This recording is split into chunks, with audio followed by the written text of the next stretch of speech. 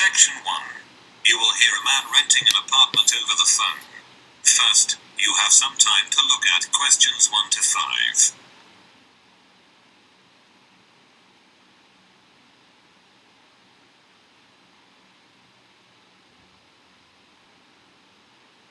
You can see that there is an example that has been done for you. On this occasion only, the conversation relating to this will be played first. Hello, how can I help you? Hello, I want to rent an apartment. I saw your advertisement about 2-bedroom apartment on Bridge Street. The woman answers the phone. Bridge Street, so the word bridge has been written on the top of the form. Now we shall begin. You should answer the questions as you listen, because you will not hear the recording a second time. Listen carefully, and answer questions 1 to 5.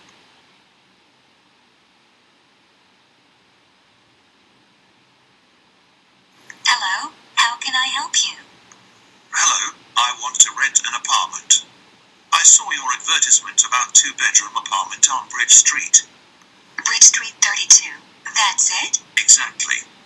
But I have a couple of questions. Yes, I'm listening. Does rent include all the utilities, such as gas, electricity, phone, etc.? Yes, sure. You are only responsible to pay the rent.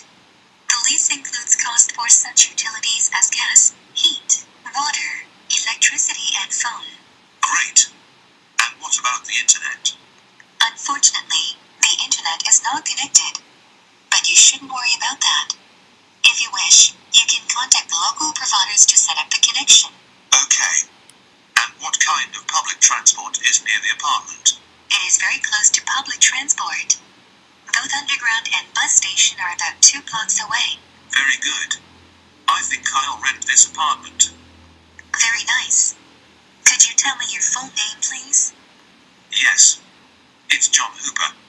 Hooper is spelled with double O. H-double-O. Then P-E-R. Thank you, John. I'm Mary Dixon, and I'll be your apartment manager. Thank you.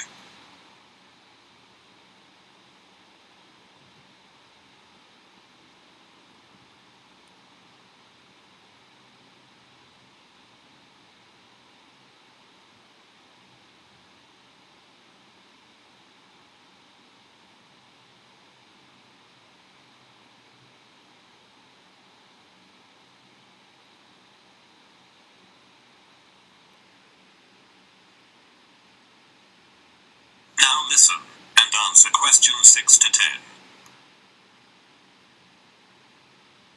Now, we need to meet to sign a lease agreement. Okay. What documents should I bring? First of all, we require proof of your identity. Then, I can bring my driving license. I'm sorry, but driving licenses are not accepted. Could you bring your passport? Yes, sure. And do you require a tax bill? No, we are not requiring any bills. But you need to present your current employment contract. No problem, I have it. Anything else? Yes, we also need a reference from a friend or colleague, confirming your character. Okay. And what about a reference from an employer? We used to ask tenants for this reference a few years ago. But now we don't need it anymore. As well as your recent payslips, they are not required. Very good. I think I have all the documents. Is it possible to meet you today? Yes. Is 5:30 p.m. convenient for you? Unfortunately, I'm busy until 6 p.m. Then we can meet at 6:30 p.m. Yes, 6:30 is very good for me. I'll be at your office by that time. I think it's better to meet directly at your future apartment, because we'll anyway make a visit. Oh, you're right. See you soon. Thank you. See you soon. That is the end of section 1. You now have half a minute to check your answers.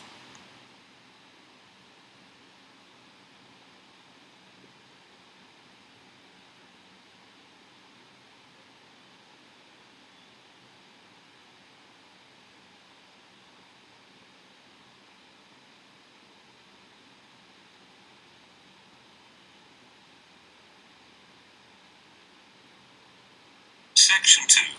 You will hear the information about tickets to one of the royal palaces in London. First, you have some time to look at questions 11 to 16.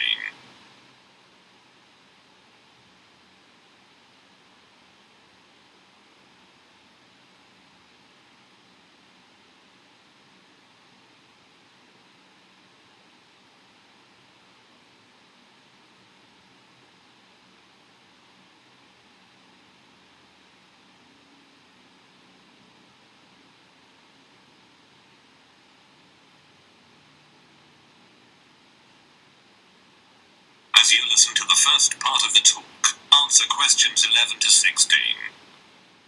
Thank you for deciding to visit the historic royal palaces of the United Kingdom. Every year, dozens of tourists choose to visit the Tower of London, and we have a variety of tickets to suit your own interests. If you wish to make a single visit, you can buy a single-day ticket. This ticket enables you to visit only the Tower of London. The adult ticket's cost is £24. Children between the ages of 5 and 15 pay £18, and children under 5 can visit the tower for free. For full-time students, 16 years and over, and disabled visitors, we offer a reduced tariff. If you have a reduced tariff, you pay only £19. And if you're going to make a visit with your family, it's a good idea to get a family ticket. The family ticket enables you to visit the tower and one other royal palace during one day. It costs £55 and can be used by up to 2 adults and 3 children. For permanent visitors, we offer an annual membership. The annual membership provides you unlimited entry to any 5 royal palaces and costs £107 for both adults and children over 5 years.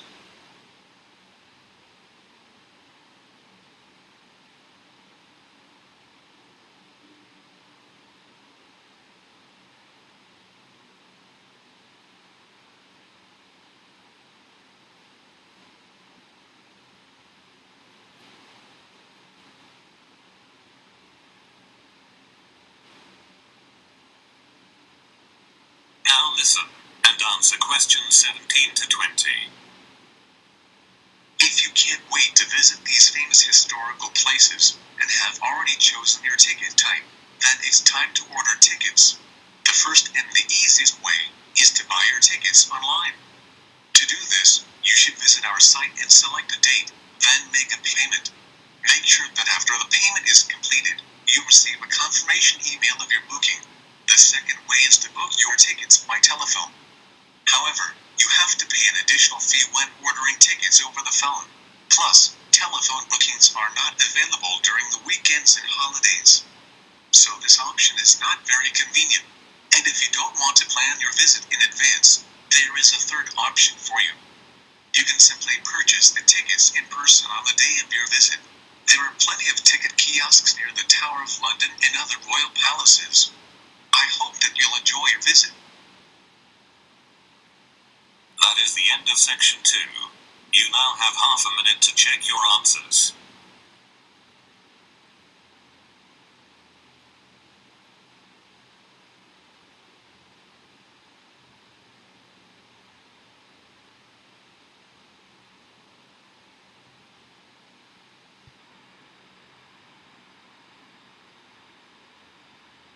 Section 3. You will hear 2 students discussing their new course. First, you have some time to look at questions 21 to 23.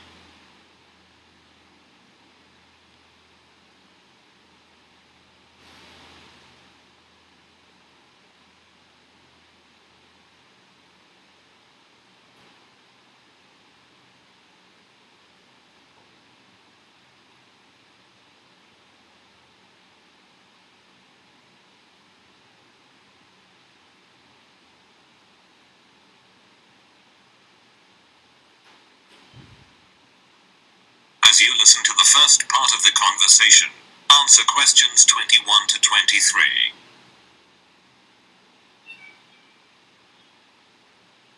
Hi, Kate. How did you like the first lecture? Hi, Julie. You mean that lecture about brand identity? Exactly. When our professor described how brand names are created. As I understood, he'll teach us practical tips and techniques to create better brands. And what about course duration? I heard it's 5 weeks. No, 5 weeks is without the final project. The total duration is 7 weeks. Oh, I forgot about it. It's the first time I'll be doing a group project. And I'm a bit nervous to work in a 5-people team. I think it's going to be okay. He was talking about the right marketing strategy. Did you hear that? Yes, that was the most exciting part of the presentation. The key thing is to grab people's attention. That's true.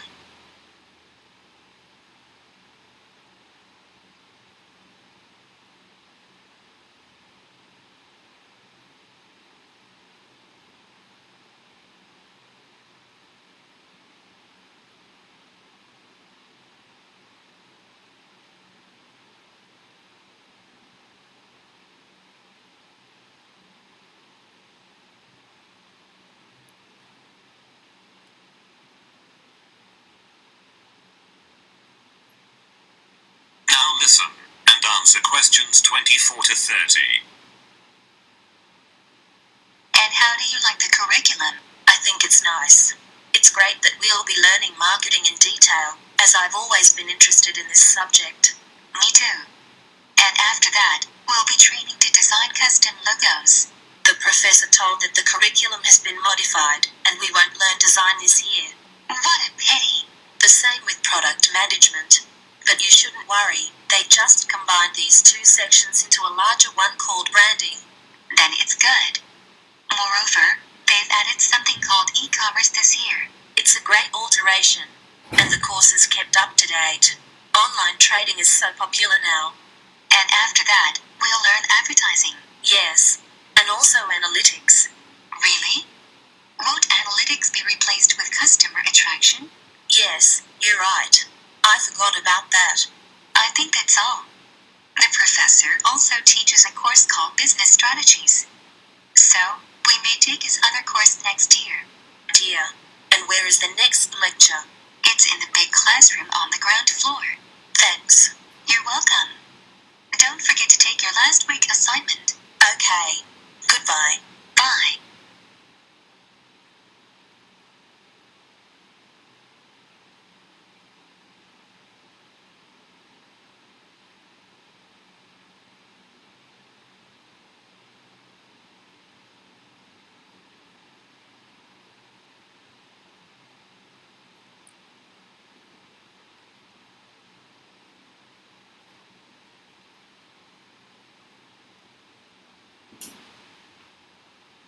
Section 4.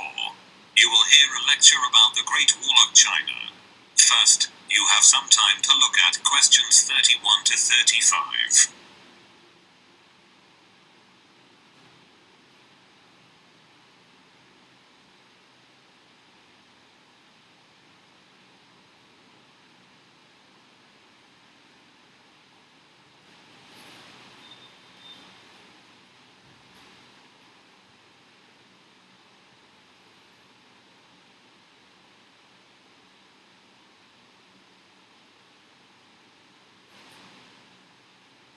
Now listen carefully and answer questions 31 to 35.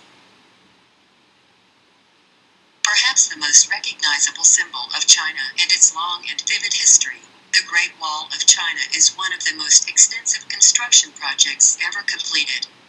Somewhat ironically though, the one monument that China built to keep foreigners out is actually now the biggest tourist attraction in the country. Despite the initial purpose, the Great Wall never effectively prevented invaders from entering China. It came to function more as a psychological barrier between Chinese civilization and the world, and remains a powerful symbol of the country's enduring strength. Though the beginning of the Great Wall of China can be traced to the 3rd century BC, many of the fortifications included in the wall date from hundreds of years earlier, when China was divided into a number of individual kingdoms during the so-called Warring States period. Around 220 BC, Qin, the first emperor of a unified China, ordered that earlier fortifications between states be removed, and a number of existing walls along the northern border be joined into a single system that would extend for more than 10,000 li and protect China against attacks from the north.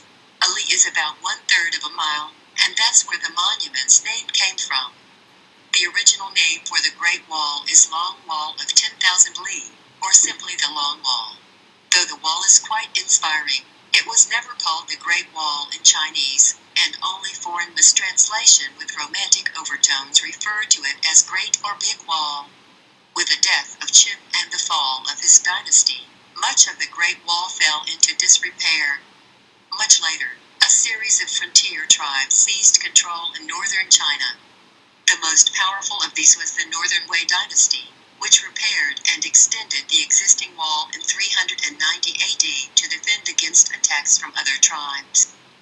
Despite its long history, the Great Wall of China as it exists today was constructed mainly during the mighty Ming dynasty, from 1368 to 1644. Under the strong hand of the Ming rulers, Chinese culture flourished, and the period saw an immense amount of construction in addition to the Great Wall, including bridges, temples, and pagodas.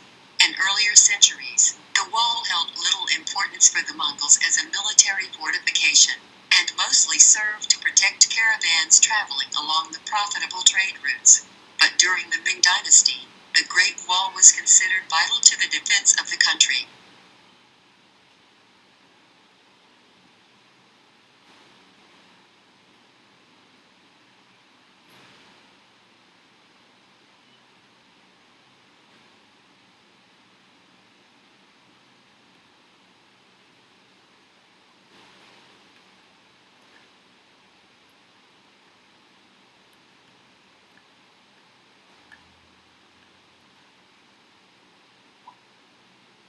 Now listen carefully and answer questions 36 to 40. Before the use of bricks, the Great Wall was mainly built from stones, wood, and rammed earth. However, during the Ming dynasty, bricks were heavily used in many areas of the wall. The size and weight of the bricks made them easier to work with than earth and stone, so construction quickened. Additionally, bricks could bear more weight and endure better than earth and wood. But many western sections of the wall are constructed from mud, and thus are more susceptible to erosion. That's why in many locations the Great Wall is in disrepair. A report by the State Administration of Cultural Heritage states that almost a fifth of the wall has totally vanished. In places, the height of the wall has been reduced from more than 5 meters to less than 2 meters. And more than 60 kilometers of the wall in Gansu province may disappear in the next 20 years, due to frequent sandstorms. However, the state does its best to preserve and extensively renovate the Chinese wall, which makes a considerable figure upon the terrestrial globe. Due to its imposing sizes, the wall is often believed to be visible from the moon. But it's only a rumor. The width of the Great Wall, viewed from the moon, is about the same as that of a human hair, viewed from 2 miles away. In other words, to see the wall from the moon would require superhuman eyesight. Today, the monument attracts thousands of national and foreign tourists every day. In 1987, UNESCO designated the Great Wall a World Heritage Site. And now the Great Wall is generally recognized as one of the most impressive architectural feats in history. That is the end of section 4. You now have half a minute to check your answers.